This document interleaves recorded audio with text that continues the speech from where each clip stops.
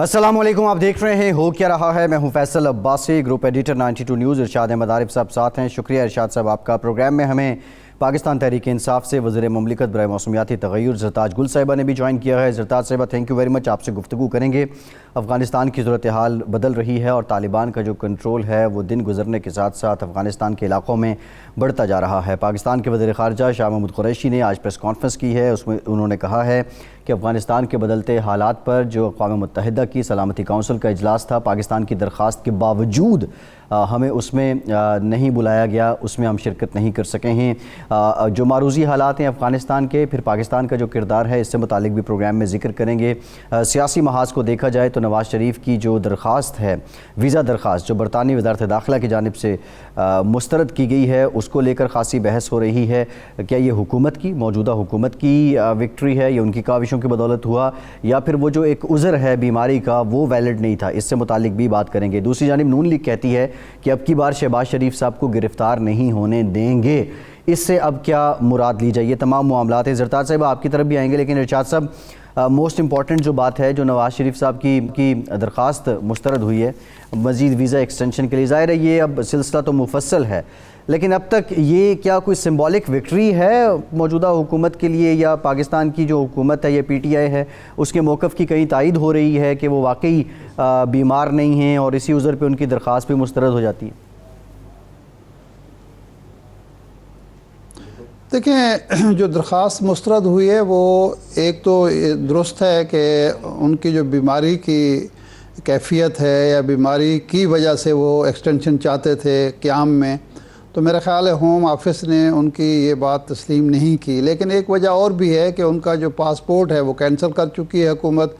तो ज़ाहिर बात है कि अगर उनके पास कोई लीगल डॉक्यूमेंट मौजूद है तो वहाँ की हुकूमत, वहाँ का होम डिपार्टमेंट, उनका वीज़ा सेक्शन जो है किस डॉक्यूमेंट पे उनको वीज़ा लगाए और उनको अलाउ करे कि जी ठीक है आप 6 महीने मज़ीद या साल 2 साल यहाँ रह सकते हैं।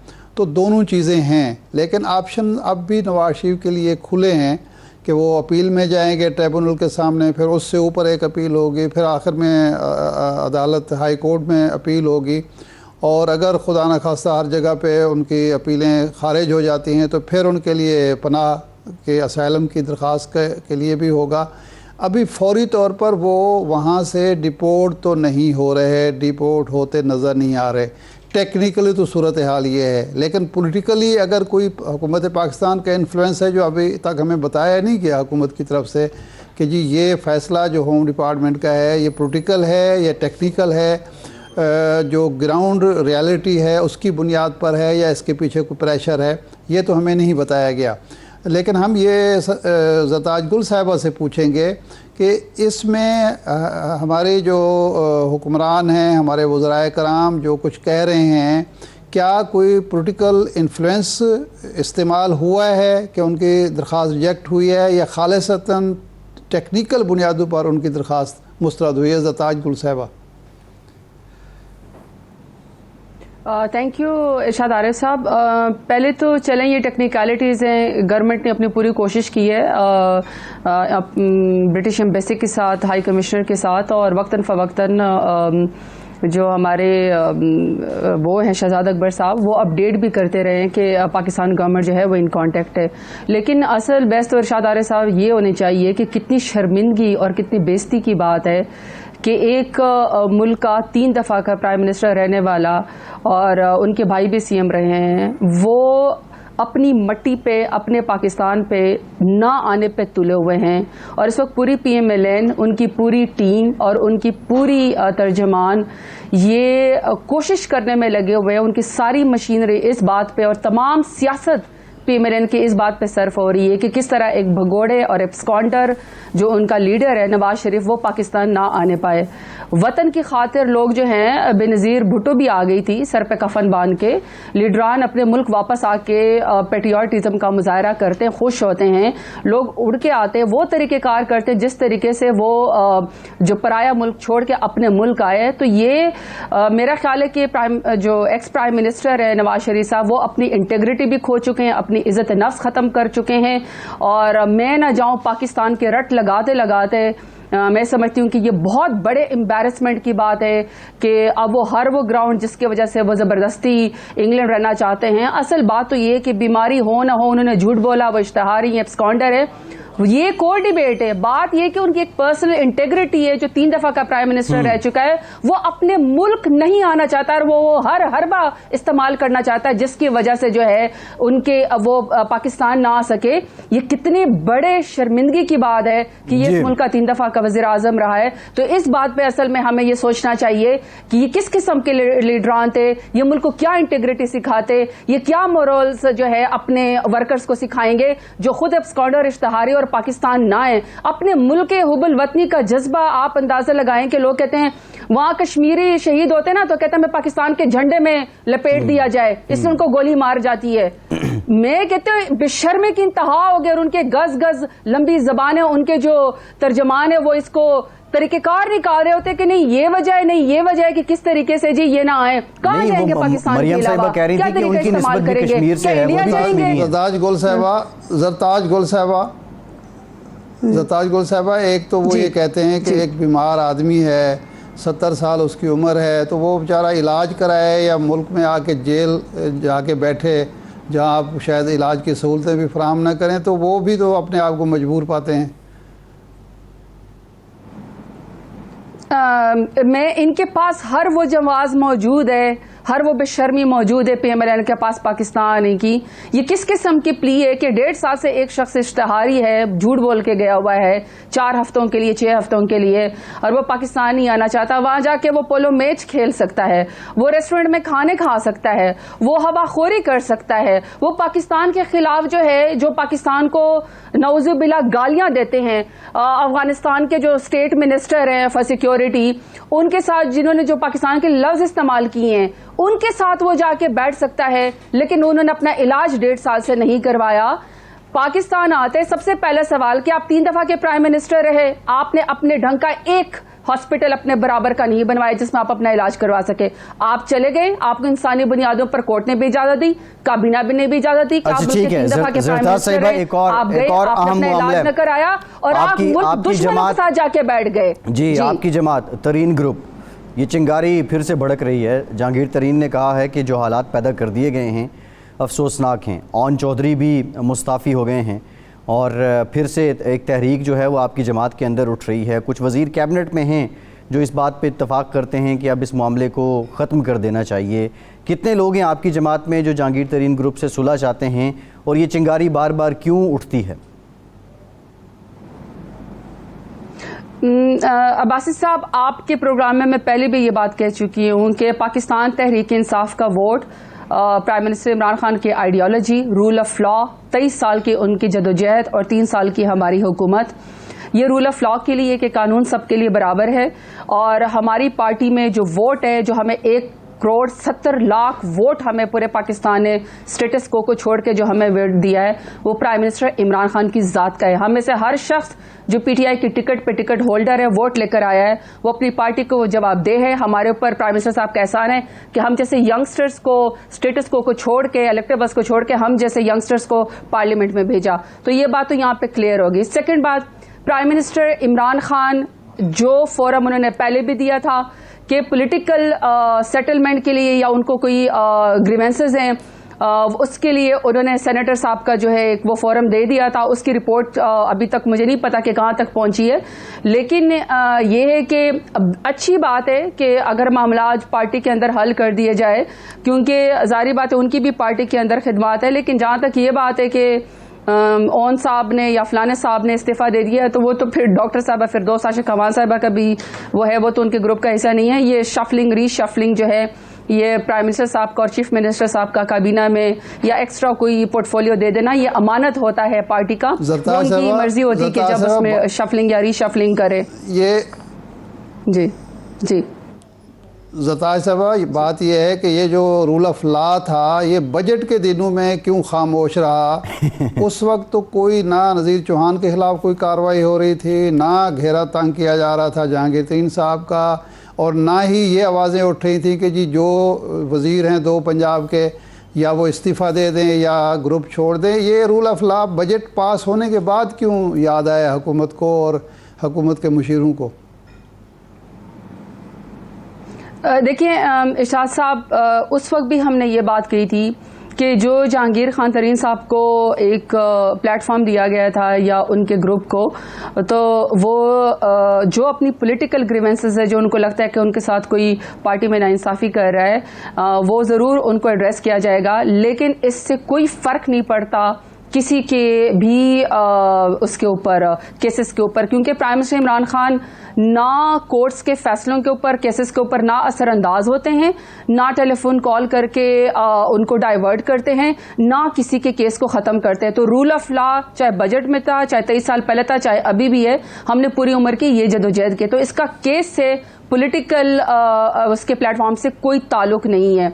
जहाँ तक इसकी बात है कि अब नज़ीर चौहान साहब की बात की, देखिए इरशाद आरिफ साहब, आप भी इस मुल्क के अंदर रहते हैं और ये उनके अंदर जहाँ तक मैंने सुना है ऑलरेडी भी उनके शहजादा अकबर साहब से बात हो चुकी है, लेकिन जारी बात है वो मामला यकसर डिफरेंट है और वो उनका जो केस था वो कुछ और था। वो जो शहजाद साहब ने किया था कि उनकी ज़िंदगी को और उनके बच्चों की ज़िंदगी को ख़तरे में डाला गया था। मुझे इत्तेफाक नहीं है, मुझे नज़ीर चौहान, जी ठीक है, मुझे नज़ीर चौहान साहब से, इरशाद साहब ज़रदार साहिबा से बात करते हैं, इरशाद साहब ज़रदार साहिबा से बात करते हैं। मैं ज़रा आपसे जानना चाह रहा था कि जो रूल ऑफ लॉ है बुनियादी तौर पे ये जिसकी बात की जाती है, पीटीआई का रूल ऑफ लॉ और माजी में जो नज़रिया ज़रूरत था सियासी जमातों को, उसमें बुनियादी फ़र्क कोई नज़र आता है आपको?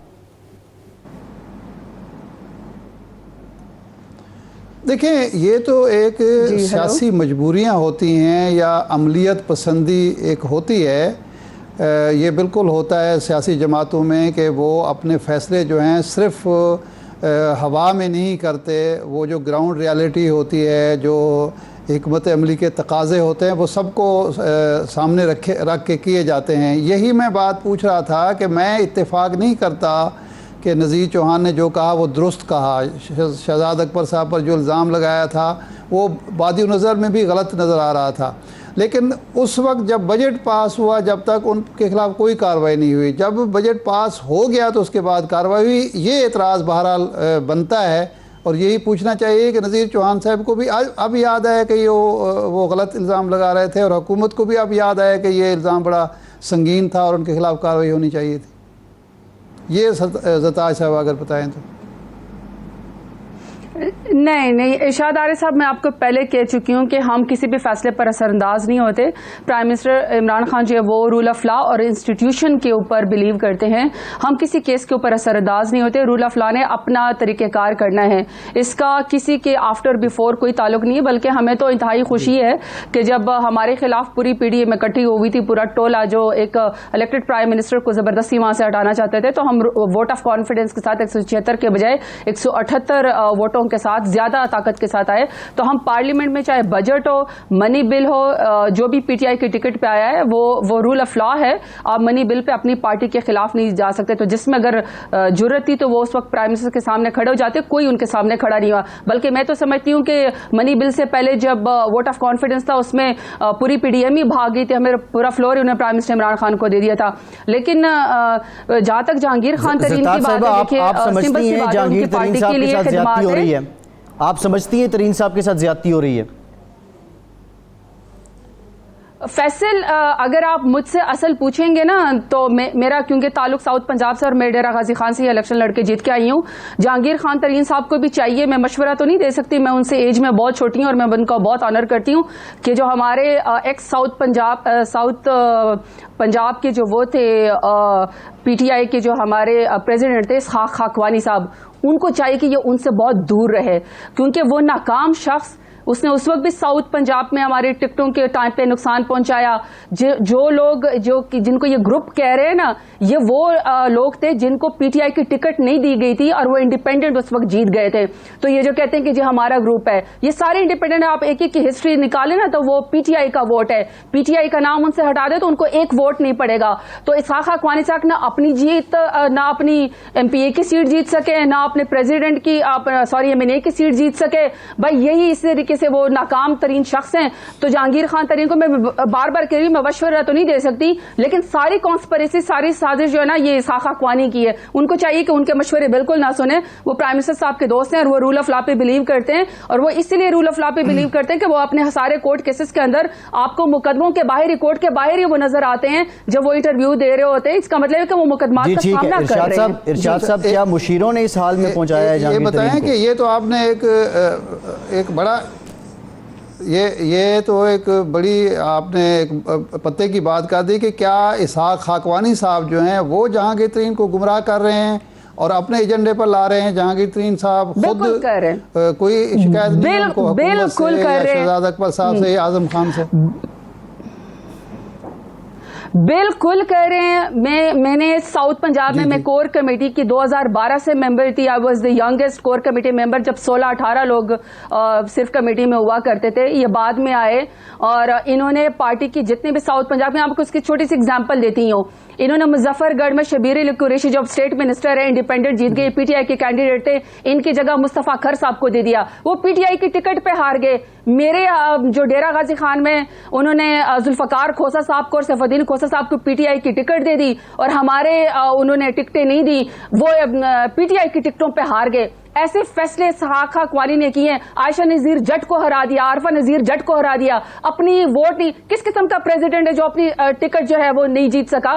تو غرور کی بات نہیں ہے. بات یہ ہے کہ آپ ہوں گے بڑے ایکسپیرینس, لیکن I am sorry P T I کے اندر ووٹ صرف اور صرف پرائم منسٹر عمران خان کا ہے. تو جو انڈیپینڈنٹ وہ اپنے ساتھ لے کر پھرتے ہیں وہ سب کے سب پی ٹی آئی کی ووٹ کے اوپر وہاں پہ کھڑے ہوئے, کیونکہ ان کو ٹکٹیں نہیں دی گئے تھے. پھر انہوں کو سنبھال کے واپس پرائم منسٹر صاحب کے پاس لے گئے تھے کہ ان کے ساتھ زیادتی کی تھی. وہ زیادتی کس نے کی تھی؟ اسحاق حقانی نے کی تھی.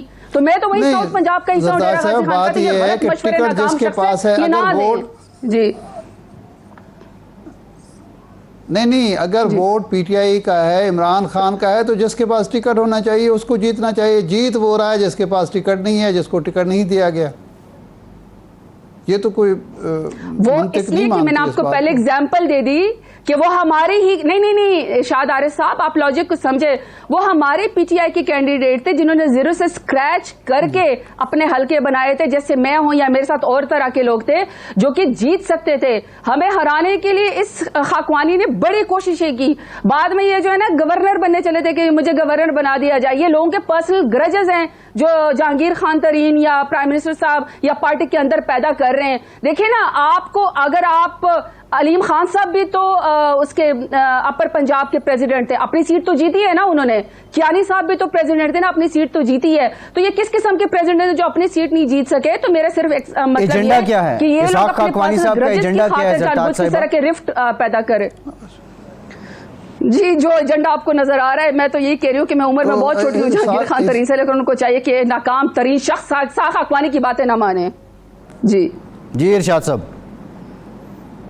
نہیں, لیکن دیکھیں ان کو صدر ساؤتھ پنجاب کا صدر جو تھا وہ عمران خان نے بنایا تھا, جہانگیر ترین نے تو نہیں بنایا تھا. ہاں لیکن اس وقت دوست تو انہیں کہتا نا, یہ تو نہیں پتا ہوتا نا کہ یہی لوگ پھر اپنی پارٹی کے ساتھ اپنی پرسنل خواہشات کے ساتھ زیادتی کریں گے. یہی تو ان لوگوں کا تھا نا. ایم پی اے اور ایم این اے کی سیٹ تو لڑ رہے تھے, وہ پنجاب کے سی ایم بننا چاہ رہے تھے. اللہ کی کرنی کہ اللہ تعالیٰ نے سعادت سے سی ایم عثمان بزدار صاحب کو بنوا دیا, تو اللہ کی طرف سے جس کے ماتھے پہ اللہ نے لکھا ہوا ہوتا ہے. وہ یہ ہے کہ جی مسلم لیگ نون کی لیڈرشپ کہہ رہی ہے کہ عمران خان گرفتار کرانا چاہتے ہیں شہباز شریف صاحب کو, اور ہم ان کو گرفتار نہیں ہونے دیں گے. کیا واقعی حکومت چاہتی ہے کہ شہباز شریف صاحب کو تیسری دفعہ گرفتار کیا جائے, اور کیا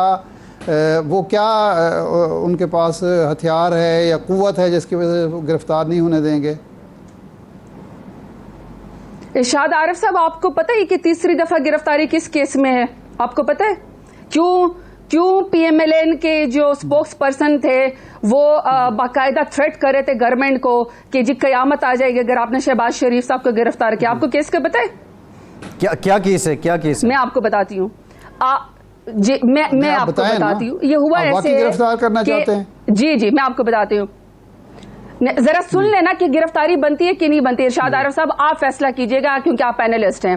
ہوا ہے کہ لال سہارا پارک میں, جس میں پرائم منسٹر عمران خان ابھی بھی انشاءاللہ 10 بلین ٹری سونامی کی پلانٹیشن کرنے جا رہے, جب یہ نیشنل پارک ڈکلیئر ہوا تھا تو ان کے ایک منسٹر ہوتے تھے باولپور سے بلیغ الرحمان صاحب، انہوں نے حمزہ شہباز نے اور شہباز شریف صاحب نے 100 مربع زمین جو کہ لال سہارا پارک کے لوگوں کو ملنی تھی جو وہاں کے لوکل تھے، 100 مربع زمین حمزہ شہباز نے، شہباز شریف نے اور بلیغ الرحمان نے اپنے نام کرا لی 100 مربع زمین۔ ظلم کی انتہا دیکھیں کہ اس کے بعد اس کو باقاعدہ گورنمنٹ کی مشینری سے پی وی سی لائن بچا کے موگا اس کو ڈکلیئر کروا کے اس کے اندر پکے کھالے بنوا دیے۔ دوسرا اسی کے اندر ان کے اوپر کیس یہ ہے کہ سیٹلائٹ ٹاؤن ہے جو انڈیا سے ہجرت کرنے والے پاکستانیوں کو ملنا تھا، یہ جو تھے یہ کسی عاطف نامی شخص پہ ان کے منسٹر جو تھے ایکس بلیغ الرحمان نے ان کے نام پہ سیٹلائٹ ٹاؤن کروایا، بعد میں وہ زمین بھی ہجرت والے لوگوں کے اپنے نام پہ اور شہباز شریف کے نام پہ جو ہے وہ انتقال کروا دی۔ تو میں آپ سے ذرا پوچھنا چاہتی ہوں نہیں زرتاج صاحبہ یہ بتائیے کیا شہباز شریف بہاولپور اراضی کیس میں اب کی بار گرفتار ہوں گے؟ جی بالکل ہوں گے، اور یہ اصل کیس یہی ہے کہ ایک ہجرت کرنے والوں کے سیٹلائٹ ٹاؤن کے نام پہ انہوں نے زمین پورے سیٹلائٹ ٹاؤن بلیغ الرحمان نے اور شہباز شریف نے اپنے نام پہ ہتھیائی۔ نیشنل پارکس لال سہارا پارک کے 100 مربع زمین حمزہ شہباز، بلیغ الرحمان اور شہباز شریف نے اپنے نام کروائی جو وہاں کے لوکل لوگوں کو ملنے تھے جن کی زمین نیشنل پارک میں آنی تھی۔ آپ مجھے بتائیں سرکاری زمین پہ آپ قبضہ کر لیں، غریبوں کے ہاتھ سے جن کو حکومت نے پیسے دینے تھے وہ اپنے نام ہتھیا لیں، ہجرت کرنے والوں کی زمینیں آپ اپنے نام پہ ہتھیا لیں، اس کے اوپر سیٹلائٹ ٹاؤن بنا دیں، اور اس کے بعد آپ سرکاری مشینری سے اس کے اندر پی وی سی لائن بچا کے باقاعدہ اس کے کھالے بنا لیں اور اپنا لوکل فنڈ اس کو جہاں کے دے دیں، جو کہ گورنمنٹ آپ شہباز شریف جب آپ خادم اعلیٰ ہوں تو کیا وہاں گرفتاری بنتی ہے کہ نہیں بنتی؟ جی بالکل، مجھے ذرا بتائیں نا 100 مربع ٹھیک۔ زرتاج گل صاحبہ وزیر مملکت برائے موسمیاتی تغیر، بہت شکریہ آپ کے وقت کا، یہ بڑی خبر دی ہے زرتاج گل صاحبہ نے کہ بہاولپور جو کیس ہے اس میں اب کی بار شہباز شریف صاحب کی گرفتاری ہوگی۔ بریک کے بعد اس پہ بات کریں گے، ہمارے ساتھ رہیے۔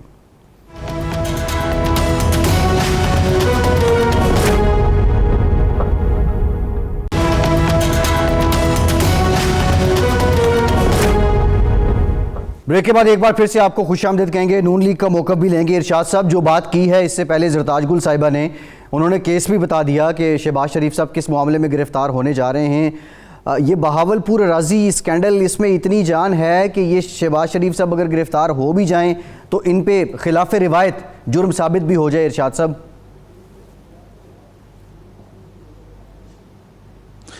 دیکھیں پرابلم یہ بن گیا ہے کہ ہمارے ہاں جو کیسز ہوئے ہیں ابھی تک سوائے نواز شریف صاحب کے اور مریم صاحبہ کے کسی کو بھی سزا نہیں ہوئی، اور شہباز شریف صاحب کو جو ملی ہے ضمانت ملی ہے یا حمزہ شہباز صاحب کو ملی ہے۔ جی ٹھیک ہے ارشاد صاحب، آپ اپنی بات کنٹینیو کیجئے گا۔ عطا اللہ تارڑ صاحب ڈپٹی سیکریٹری جنرل ہیں مسلم لیگ نون کے، ہمیں جوائن کر چکے ہیں، بہت شکریہ عطا صاحب۔ عطا صاحب آپ سے گفتگو کرتے ہیں۔ جی ارشاد صاحب۔ جی شاہد خاقان عباسی صاحب، حسن اقبال صاحب کی جو بھی ضمانتیں ہوئی ہیں وہ اس گراؤنڈ پر ہوئی ہیں کہ اتنا عرصہ یہ لوگ گرفتار رہے، زیر حراست رہے، لیکن کسی کے خلاف ریفرنس دائر نہیں ہوا، کسی کے حوالے سے کوئی مضبوط کیس موجود نہیں ہے، کوئی شہادتیں موجود نہیں ہیں۔ ایک کیس میں 110 گواہ جو ہے نیب نے کھڑے کر دیے اور 10 کا بیان ہو سکا ہے۔ تو اس وجہ سے اگر نئی گرفتاری ہو بھی جاتی ہے، اگر کر لیتے ہیں گورنمنٹ نے یا نیب نے فیصلہ کر لیا ہے، تو سوال یہ ہے کہ وہ کتنا مضبوط کیس ہے۔ عدالتیں تو اس چیز کو دیکھیں گی کہ اس میں شواہد کتنا ہیں اور گواہ کتنے مضبوط ہیں۔ اگر صرف گرفتاری ہی مقصود ہے اور پھر انہوں نے ضمانتوں پر رہا ہو جانا ہے تو اس سے گورنمنٹ کا نیریٹو بھی کمزور ہوتا ہے اور نیب کی ساکھ بھی مجروح ہوتی ہے۔ اس لیے اب کم از کم ایک قائد حزب اختلاف کو اگر آپ نے گرفتار کرنا ہے یا نیب نے گرفتار کرنا ہے تو کم از کم مضبوط کیس ہونا چاہیے، ورنہ یہی سمجھا جائے گا کہ ایک پولیٹیکل وکٹمائزیشن ہو رہی ہے، سیاسی انتقام لیا جا رہا ہے، اپوزیشن کا گھیرا تنگ کیا جا رہا ہے۔ اور دوسری سائڈ جو ہے وہ اپوزیشن اور خاص طور پر مسلم لیگ نون کا یہ نیریٹو جو ہے مضبوط ہوتا ہے کہ جی نیب اس وقت استعمال ہو رہا ہے حکومت کے ہاتھوں میں اور اس کے پاس جو کیسز ہیں وہ سیاسی بنیادوں پر ہیں، ورنہ اسی طرح کے کیسز جب حکومت کے لوگوں کے ہوتے ہیں تو ان کو گرفتار کیوں نہیں کیا جاتا اور ان کے خلاف ریفرنس دائر نہیں ہوتے۔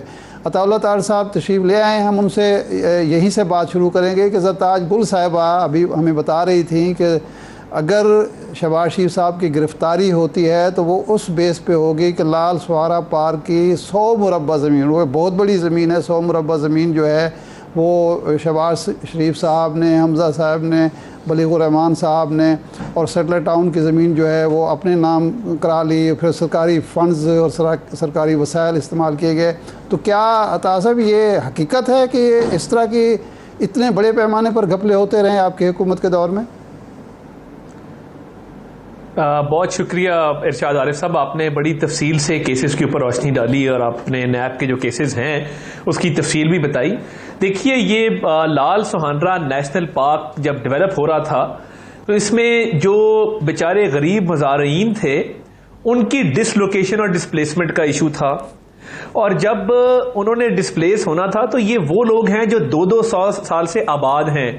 ये कोई सनतकार नहीं हैं, ये कोई कारोबारी हजरात नहीं हैं, ये कोई अशराफिया में नहीं आते, ये कोई उमरा नहीं हैं।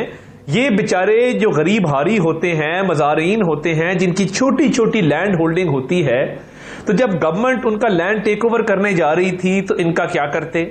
क्या इनको बेसरे सामानी की हालत में छोड़ाते? इसके बावजूद शहबाज शरीफ साहब ने ये फैसला नहीं किया। आपका बोर्ड ऑफ रेवेन्यू से समरी मूव होती है, मेंबर कॉलोनीज इस समरी को मूव करता है, senior member board of revenue के थ्रू होती हुई ये समरी जाती है फाइनेंस डिपार्टमेंट में, फाइनेंस डिपार्टमेंट से ये लॉ डिपार्टमेंट में जाती है, लॉ डिपार्टमेंट से ये फॉरेस्ट डिपार्टमेंट में जाती है, फॉरेस्ट से वापस फाइनेंस में आती है, और फिर चीफ मिनिस्टर साहब को, चीफ सेक्रेटरी समेत तमाम एडमिनिस्ट्रेटिव डिपार्टमेंट्स जितने महकमे हैं वो ये तजवीज देते हैं कि ये गरीब मज़ारीन को लीज के ऊपर, एक लॉन्ग टर्म लीज के ऊपर, कल्टीवेशन स्कीम के ऊपर ये जमीन जो है वो लीज स्कीम के तहत दी जाए। अब देखिए, पहले जो केस बने, और मैं इस बात का कायल हूं और हमारी क़यादत इस बात को पसंद नहीं करती कि किसी पे हम ज़ातियात पे उतरे या किसी की ज़ाती ज़िंदगी पे कमेंट करें, और हमने हमेशा ये कोशिश की है कि वो चेयरमैन नैब की ज़ात हो कि हम कोई ऐसी बात ना करें कि जो एक इखलाक से गिरी हुई बात हो या उनकी कोई खानदानी मामलात हो। हम हमेशा जो है वो केसेस के हवाले से बात करते हैं, और मैं भी इस बात का कायल हूं कि देखिए, बात यह है, आपने अरेस्ट किया अक्टूबर 2018 में शहबाज शरीफ साहब को, बुलाया साफ पानी में, अरेस्ट आशियाना में किया। आशियाना में 1 रुपया सरकारी खजाने से नहीं गया था, 1 इंच सरकारी जमीन नहीं गई थी। आपने जब दौराने हिरासत 2 माह बाद रमजान शुगर मिल गंदा नाला केस में आपने दोबारा गिरफ्तारी डाल दी, फिर आपको याद आया सासों का केस, आपने सासों के केस में फिर गिरफ्तार कर लिया। 1.25 साल आपने शहबाज शरीफ साहब को अंदर रखा, मगर इस मुल्क की आला अदलिया नैब के बारे में दिन ब दिन चार्जशीट देती जा रही है। वो क्या कह रहे हैं? वो ये कह रहे हैं कि नैब बतौर सियासी आला कार इस्तेमाल होता है, नैब की जितनी इंक्वायरी इन्वेस्टिगेशन हैं इसमें शफाफियत को मद्देनजर नहीं रखा जाता। गंदे नाले के केस में हाई कोर्ट कह रहा है कि कोई करप्शन तो दूर की बात, इसमें कोई इख्तियारात तारड़ साहब ये बताइए, आपने फरमाया कि अब की बार शहबाज शरीफ को गिरफ्तार नहीं होने देंगे, क्या मुराद ली जाए? जब एक ऑर्डर आ जाता है, उन्होंने गिरफ्तार होना है, कानूनी हुक्म है, उसकी तामील तो होनी है। देखें, कानूनी तौर पे अगर ये मुल्क में मामलात चलते होते तो आज आटा स्कैंडल वाले सारे लोग जेल में होते, आप और मैं 85 रुपए का आटा ना खरीद रहे होते। आज अगर इस मुल्क में मामलात कानूनी तौर पे चलते होते तो चीनी स्कैंडल के तमाम मुजरिमान अंदर होते, और आज बम्पर क्रॉप गन्ने का है, मार्केट में चीनी 100 रुपए क्यों मिल रही है, आज ये महंगाई ना होती। अगर ऐसे मामलात होते तो नदीम बाबर को घर ना भेजा जाता, LNG और बिजली के स्कैम में गिरफ्तार किया जाता। अगर ऐसे मामलात होते, अद्वियात की कीमतें आज भी बढ़ी हैं, तो आमिर कियानी साहब जेल में होते, वो पार्टी के सेक्रेटरी जनरल तैनात ना होते। मैं किस किस स्कैंडल का नाम लूं? मेरे इस लाहौर शहर में वॉल्टन एयरपोर्ट के ऊपर एक उन्होंने इस एयरपोर्ट को बंद करके सेंट्रल बिजनेस डिस्ट्रिक्ट बनाया जा रहा है। वजीर आजम इमरान खान ने चीफ सेक्रेटरी को कहा है कि ये ठेका फलां को दे दे, और अब वजीर आजम तकरीर करते हैं। यानी किधर गई सूबाई खुद मुख्तारी, कहां गई 18th अमेंडमेंट? जहां महंगा जमीन का टुकड़ा नजर आता है, आप अपने अरबपति दोस्तों में बांटने की स्कीमें बना लेते हैं। देखिए, इस मुल्क में अब ये काम नहीं चलेगा। हम कानूनी जंग अपनी लड़ेंगे, भरपूर तौर पे लड़ेंगे कि हमारे पास ये फरमाएं कि ये किस عطا صاحب سوری، یہ بتائیں کہ یہ کس کی سفارش کی ہے وزیر اعظم نے کہ جی فلاں آدمی کو ٹھیکہ دے دیں؟ کوئی نام بتائیں گے آپ؟ دیکھیے ایک بہت بڑے پراپرٹی ڈیولپر کو یہ ٹھیکہ دینے کی انہوں نے منظوری دی ہے، اور میرے 3 سوال ہیں اس میں، اور یہ آپ اس میں مزید انویسٹیگیشن کریں، آپ صحافی ہیں، آپ کے کئی ذرائع ہے کہ ایک تو والٹن ایئرپورٹ کی ایک تاریخی حیثیت ہے، اس کو بند کیوں کیا گیا، اور اس اتنی پرائم پراپرٹی کے اوپر وزیر اعظم کا کیا دلچسپی ہے، اور وزیر اعظم اس پہ کیوں تقریریں کر رہے ہیں کہ ہم سینٹرل بزنس ڈسٹرکٹ بنائیں گے؟ ایک طرف آپ نے راوی ریور فرنٹ کھولا ہوا ہے جہاں پہ آپ لوگوں کی زمینیں زبردستی اس کی خریداری کر رہے ہیں کہ ہم نے سینٹرل بزنس ڈسٹرکٹ بنانا ہے، ہائی رائز بلڈنگز بنانی ہیں، یہ زر مبادلہ، یہ ساری انویسٹمنٹ کہاں سے آئے گی؟ یا تو آپ وہ راوی ریور فرنٹ پہ کام کر لیں یا آپ اس پہ کام کر لیں۔ مجھے سمجھ نہیں آتا کہ یہ وزیر اعظم ڈائریکٹلی چیف سیکرٹری کو کہہ کے اس طرح کے پروجیکٹس کیوں شروع کروا رہے ہیں، اور اس پہ مزید تحقیقات ہونی چاہیے۔ کون ڈیولپر کون ہے سر؟ ڈیولپر کون ہے عطا صاحب؟ نام بتائیے نا، ڈیولپر کون ہے؟ میں اس پہ دیکھیں میں اس پہ مزید اس پہ کام کر رہا ہوں، انہوں نے بتا دیا ہے، میں کوشش کروں گا، نہیں ٹھیک ہے جی، میں کوشش کروں گا کہ میں اس پہ مزید بھی معلومات حاصل کر رہا ہوں۔ دیکھیں نا ابھی لاہور میں میں کوئی ایسی بات نہیں کرنا چاہتا، ابھی لاہور میں عطا صاحب یہ پروجیکٹ قتل ہوا ہے، مجھے بتائیں کہ وہ پراپرٹی یہ کتنا سے نہیں ہوا؟ پروجیکٹ شہباز شریف صاحب کے دور میں بھی مانا جی میں عرض کر رہا تھا کہ یہ جو پروجیکٹ ہے والٹن والا، یہ تو شہباز شریف صاحب کے دور میں بھی بنا تھا، پھر رک گیا تھا۔ کیوں رک گیا تھا؟ یہ تو پہلے بھی بنتا رہا ہے کہ جی اس کو چونکہ بہت شہر کے اندر آ گیا ہے تو اس جگہ پہ کوئی بزنس ایکٹیویٹی کی جائے اور ایئرپورٹ تبدیل کر دیا جائے۔ پہلے بھی ایک دفعہ مرید کے کا نام آیا تھا۔ دیکھیے شہباز شریف صاحب نے اس ایشو کو اس لیے رد کر دیا کیونکہ یہ والٹن پہ ایک باقاعدہ فلائنگ کلب بنا ہوا ہے، یہاں پہ تربیتی پروازیں جو ہیں وہ ہوتی ہیں، اور اس کی ایک مرکزی حیثیت ہے۔ یہاں پہ ایک بزنس ایکٹیویٹی راتوں رات ڈیسائیڈ کر کے جنریٹ کرنا، میں تو سمجھتا ہوں کہ یہ بڑے ظلم کی بات ہے۔ اور ابھی دیکھیے راولپنڈی رنگ روڈ میں مجھے نہیں سمجھ آتی کہ کیپٹن محمود ایک افسر ہے، کمشنر پنڈی تھے، ان کو آپ نے جیل میں بند کیا ہوا ہے۔ زلفی بخاری، سرور خان اور شیخ رشید کے خلاف کوئی کاروائی نہیں ہے۔ سرور خان صاحب نووا سٹی کے بنامی مالک ہیں، میں آج تک ان کے ڈیفیمیشن کے نوٹس کا ویٹ کروں نہیں بھیجا کیونکہ وہ ملوث ہیں۔ تو دیکھیے یہ معاملات جہاں پہ ہوں گے اور آپ تیسری بار ہمیں جیل بھیجنے کی کوشش کریں گے تو ہم اس کو قانونی طور پہ عدالت میں اپنی بھرپور عطا صاحب چیلنج تو آپ نے سیالکوٹ الیکشن پہ بھی کیا تھا، سرور خان صاحب آپ کو نوٹس بھیج دیں گے۔ چیلنج آپ نے سیالکوٹ الیکشن پہ بھی کیا تھا۔ سیالکوٹ جی میں اس کو مانتا ہوں۔ دیکھیے سیالکوٹ الیکشن میں حکومتی مشینری پوری کی پوری ایک طرف، 2.5 ارب روپیہ ڈیولپمنٹ، اور طاہر خورشید نامی آدمی مجھے بتائیں نا کون ہے، اور اس کو کیا حق حاصل تھا کہ وہ اپنی پوری سرکاری وسائل جھونک دیتا۔ میں جس گلی سے گزرتا تھا اگلے دن وہاں پہ ڈیولپمنٹ کا سامان پڑا ہوتا تھا۔ دیکھیے یہ آپ تو باعث برکت ہوئے پھر سیالکوٹ والوں کے لیے۔ طاہر صاحب ایک بریک لیتے ہیں، ایک بریک کے بعد واپس آئیں گے۔ یہ جو آپ سرور خان صاحب کو چلیں اس پہ بات کریں گے، اور دوسرا جو دیرینہ ساتھی نواز شریف صاحب کے ثناء اللہ زاری صاحب اور عبدالقادر بلوچ صاحب، انہیں چھوڑا تو بہت پہلے تھا لیکن اب وہ جو ان کے بیانات ہیں ان میں کتنی حقیقت ہے، بریک کے بعد جانتے ہیں، ہمارے ساتھ رہیے۔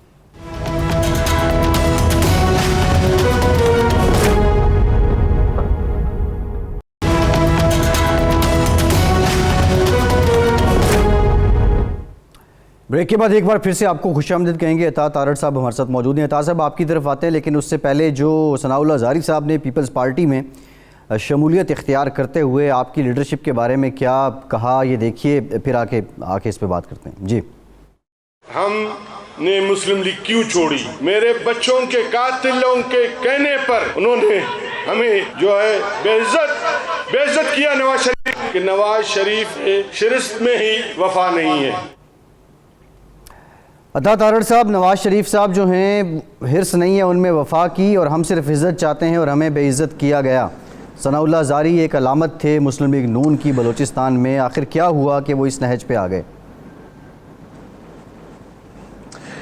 یہ دیکھیں بڑا یہ ایک ستم ظریفی ہے اور یہ تاریخ کا جبر ہے کہ سٹنگ وزیر اعلیٰ ہو، نواز شریف نے اس کو وزیر اعلیٰ بنایا ہو، اور باپ پارٹی کے ساتھ مل کے آصف علی زرداری صاحب نے اس کی حکومت کا تختہ الٹایا ہو، اور اس کی وزارت اعلیٰ ختم کروا کے باپ کی گورنمنٹ وہاں پہ انسٹال کی ہو، تو میں تو یہ سمجھنے سے قاصر ہوں کہ بندے میں کوئی تھوڑی بہت ایک حیا ہوتی ہے، کوئی شرم ہوتی ہے، کوئی ایتھکس ہوتے ہیں. تو یہ یا تو اس بات کو تسلیم کریں کہ جی نواز شریف کا میرے پہ احسان ہے، مجھے نواز شریف نے وزیر اعلیٰ بنایا، حالانکہ نیشنل پارٹی جو کہ بلوچستان نیشنل پارٹی کے ساتھ ہمارا ایک معاہدہ تھا، 2.5 سال مالک صاحب ان کے وزیر اعلیٰ رہے، اس کے بعد اگر زہری صاحب کو بنایا تو میاں نواز شریف نے بنایا. تو یہ تو جس پہ احسان کیا ہو اس کے شر سے تو بچنا چاہیے. یہ حضرت علی رضی اللہ تعالیٰ عنہ کا قول ہے، مگر یہ ہماری جماعت میں اس بات پہ زیادہ توجہ دیں گے. عطا صاحب جی عطا صاحب ان کا گلہ یہ ہے کہ ہم نے الیکشن وہاں مسلم لیگ نون نے اور ہم نے جیتا، اور وزیر اعلیٰ پہلی ٹرم کے لیے انہوں نے مالک صاحب کو بنا دیا، اور پھر وہ ایکسٹینڈ کرنا چاہتے 2.5 سال، لیکن ہم نے نہیں ہونے دیا. ان کا گلہ یہی ہے. اور دوسرا جو آخری گلہ ہے وہ یہ ہے کہ جی ہمیں بتائے بغیر جو ہے وہ پہنچ گئے محمود اچکزئی کے والد عبدالصمد اچکزئی کی برسی میں، اور ہمیں پتہ ہی نہیں تھا. دیکھیے محترم ارشاد عارف صاحب، اس میں معاملہ یہ ہے کہ جب میاں نواز شریف نے فیصلہ کر دیا 2.5 سال بعد کہ یہ وزیر اعلیٰ ہوں گے، تو یہ تب بھار اٹھاتے، یہ تو استعفیٰ دینے پہ آ گئے، یہ ڈر گئے، یہ بھاگ گئے میدان سے. تو ایسے موقعوں پہ کھڑا ہونا ہوتا ہے. آپ وزیر اعلیٰ تھے، آپ کو اتنا ڈرنے کی کیا ضرورت تھی؟ اور اب آپ دبئی بیٹھے ہیں پچھلے کافی عرصے سے، تو میدان میں رہ کے مقابلہ کرتے نا بھائی. یا یہ تو 3 سال ہم نے اپوزیشن کے کاٹے ہیں، کہیں نظر آ گئے ہوں. تو یہ میں سمجھتا ہوں کہ یہ بڑا ظلم ہے کہ آپ ایک پارٹی کی طرف سے ضلع اس کے صوبے کے آپ عہدیدار بھی ہوں، آپ کو پارٹی نے وزارت اعلیٰ سے بھی نوازا ہو، مشکل وقت آئے تو آپ چھوڑ کے بھاگ جائیں. تو اب زرداری صاحب کے پاس کس منہ سے گئے ہیں؟ کیا انہیں زیب دیتا ہے کہ ایک ایسے شخص کے پاس جائیں جس کا تختہ الٹا؟ اور دیکھیے میں یہ سمجھتا ہوں کہ جو مین سٹریم پولیٹیکل پارٹیز ہیں، ان کے جو بڑے فگرز ہیں، ان کی خوشیوں غمیوں میں شریک ہونا معمول کی بات ہے. اس کو ذاتی دشمنی کے زمرے میں لانا یہ کوئی مناسب بات نہیں ہے. اور دیکھیے ہماری کتنی بھی تلخی کسی سے رہی ہو، ہم پھر بھی خوشی غمی میں شریک ہوتے ہیں، اور یہ ہمارا ایک کلچر ہے. تو یہ ثناء اللہ زہری صاحب کو زیب نہیں دیتا تھا. اگر جانا تھا گریسفلی جاتے اور اپنی بات کو متوازن طریقے سے رکھتے اور کہتے کہ جی میرے پارٹی سے اختلافات تھے، مگر ایک ایسی پارٹی میں جا کے جس نے ان کی حکومت کا تختہ الٹا، اپنے پرانے لیڈر کے بارے میں اس طرح کی جو ہے وہ باتیں کرنا، میں سمجھتا ہوں یہ نہ زیب دیتا ہے اور یہ نامناسب ہے. ٹھیک ہے ارشاد صاحب. نہیں، ان کو کہیں یہ تو نہیں کہ سمجھ آ گئی کہ حکومت بلوچستان میں بنانے اور نہ بنانے اور وزیر اعلیٰ بنانے اور نہ بنانے میں سب سے اہم کردار زرداری صاحب کا ہے، تو مجھے زرداری صاحب کے ساتھ رہنا چاہیے، جو بنا بھی سکتے ہیں بگاڑ بھی سکتے ہیں حکومت. دیکھیے یہ تو وقت بتائے گا کہ کون حکومت بنائے گا کون گرائے گا. مگر میں سمجھتا ہوں کہ اب سیاسی طور پہ اگر انہوں نے کوئی آپشن چننی تھی تو کسی نیشنلسٹ پارٹی کی طرف جاتے، اور پیپلز پارٹی کا اس وقت انتخاب کر کے تو انہوں نے اپنی ساکھ کو بھی متاثر کیا ہے، ان کی کریڈیبلٹی بھی متاثر ہوئی ہے، اور میں سمجھتا ہوں انہوں نے سیاسی خودکشی کی ہے. آنے والے وقتوں میں اونٹ کس کروٹ بیٹھتا ہے یہ تو آنے والا وقت ہی بتائے گا. مگر میں سمجھتا ہوں کہ کوئی سیاسی دانش مندی نہیں ہے، انہوں نے ایک لاشعوری میں فیصلہ کیا ہے اور بڑے ایک عجیب طریقے سے کیا ہے. جی ٹھیک ہے، بہت شکریہ. عطا تارڑ صاحب مسلم کے سینئر رہنما ہمارے ساتھ موجود تھے.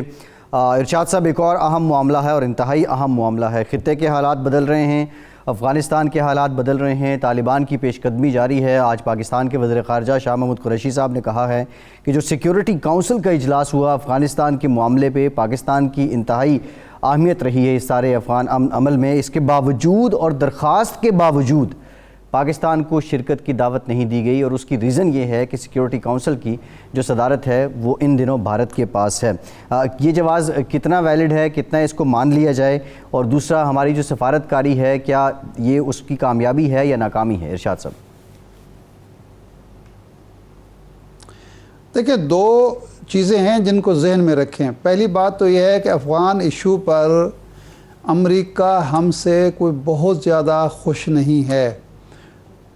امریکہ اور نیٹو اور یورپ اپنے عوام کو، اپنی فوج کو مطمئن کرنے کے لیے کہ ہم شکست کھا کر کیوں بھاگے، 20 سال کی ہماری انویسٹمنٹ اور ہماری جد و جہد اور ہماری طاقت کیوں ضائع ہوئی، وہ ملبہ پاکستان پر ڈال رہے ہیں اور پاکستان کو قائل کر رہے ہیں کہ یہ بات آپ سمجھ لیں، مان لیں کہ جی آپ کی وجہ سے ہوا، اب آپ اگر ہمیں خوش رکھنا چاہتے ہیں تو طالبان کو مجبور کریں کہ وہ اشرف غنی اور یہ جو موجودہ سیٹ اپ ہے اس کے ساتھ شریک اقتدار ہو جائیں تاکہ ہماری فیس سیونگ ہو جائے۔ تو یہ صرف ہمیں جو وہاں نہیں بلایا گیا اور ہمیں موقع نہیں دیا گیا، یہ صرف انڈیا کی شرارت نہیں ہے یا چونکہ وہ پریزیڈنٹ تھا 1 ماہ کے لیے تو اس نے نہیں کیا، اس کے پیچھے کہیں نہ کہیں امریکہ بھی موجود ہوگا۔ لیکن امریکہ اب یہ بھی سمجھنے لگا ہے یا اس کو سمجھ آ گئی ہے کہ اگر افغانستان کا امن مطلوب ہے تو پھر وہ اشرف غنی کی موجودگی میں نہیں ہو سکتا۔ جو بات طالبان کہہ رہے تھے کہ اشرف غنی بہت بڑی رکاوٹ ہے قیام امن میں، اب امریکہ بھی نجی محفلوں میں امریکی جو بڑے لوگ ہیں، عہدیدار ہیں، وہ کہنا شروع ہو گئے ہیں، ماننا شروع ہو گئے ہیں۔ تو یہ پہلی بات تو یہ ہے کہ اشرف غنی کا مستقبل اب بہت زیادہ روشن نظر نہیں آ رہا۔ باقی سیٹ اپ کے ساتھ شاید طالبان جو ہیں وہ بات بھی کر لیں اور کسی نتیجے پر بھی پہنچیں، ایک بات۔ دوسرا یہ ہے جو محسوس ہو رہا ہے، میں صبح سے اسلام آباد میں ہوں اور ادھر ادھر جو پتہ چلایا ہے وہ یہ ہے کہ اگرچہ ہمارا موقف وہی ہے جو امریکہ کا ہے اور دنیا کا ہے کہ بزور طاقت قبضہ کابل پر نہیں ہونا چاہیے، لیکن یہ فیلنگ آ رہی ہے کہ اگر طالبان قبضہ کر لیتے ہیں بزور طاقت اشرف غنی کی حماقتوں کی وجہ سے، نیشنل آرمی کی کمزوری کی وجہ سے اور عوام میں قبولیت کی وجہ سے، تو میرا خیال ہے وہ بات کہ کوئی دنیا میں تسلیم نہیں کرے گا، وہ بات میرا خیال ہے درست ثابت نہ ہو اور طالبان کی حکومت کو اس بار تسلیم کر لیا جائے، کیونکہ طالبان یہ یقین دہانی کرا رہے ہیں پاکستان کو، روس کو، چین کو، امریکہ کو کہ ہماری حکومت جو ہوگی اس میں ازبک بھی ہوں گے، اس میں تاجک بھی ہوں گے، اس میں ترکمان بھی ہوں گے، اس میں ہزارہ بھی ہوں گے، اور یہ ایک وسیع البنیاد حکومت ہوگی۔ یہ دوسرا پہلو ہے۔ اور ایک خبر میں آپ کو دے دوں کہ جو داسو کا حادثہ ہوا تھا، واقعہ ہوا تھا جس میں شہید ہوئے ہمارے لوگ بھی اور چائنیز بھی جاں بحق ہوئے، اس میں ثابت ہو گیا ہے کہ ٹی ٹی پی انوالو تھی، ایسٹ ترکستان موومنٹ کا کوئی ہاتھ نہیں تھا، لیکن ٹی ٹی پی کے پیچھے این ڈی ایس اور این ڈی ایس کے پیچھے را ہے، انڈیا ہے، اور یہ بات ہم ان کو بتا رہے ہیں۔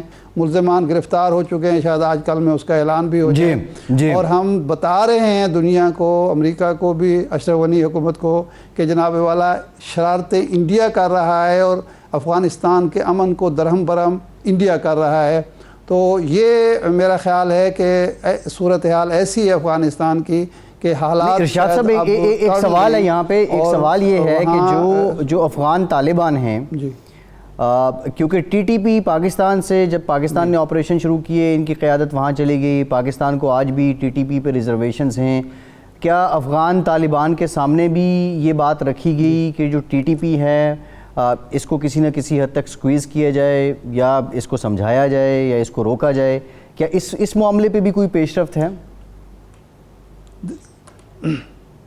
دیکھیں، میری اطلاع کے مطابق یہ تو حقیقت ہے کہ ٹی ٹی پی نے جب زور پکڑا ہے تو وہاں حکومت اشرف غنی کی تھی یا حامد کرزئی کی تھی، وہاں نیٹو کی فوج تھی یا امریکہ کی فوج تھی، یا پھر انفلوئنس جو تھا وہ انڈیا کا تھا۔ وہ طالبان کے حکومت کے دور میں یہ ٹی ٹی پی وجود میں نہیں آئی، ایک بات۔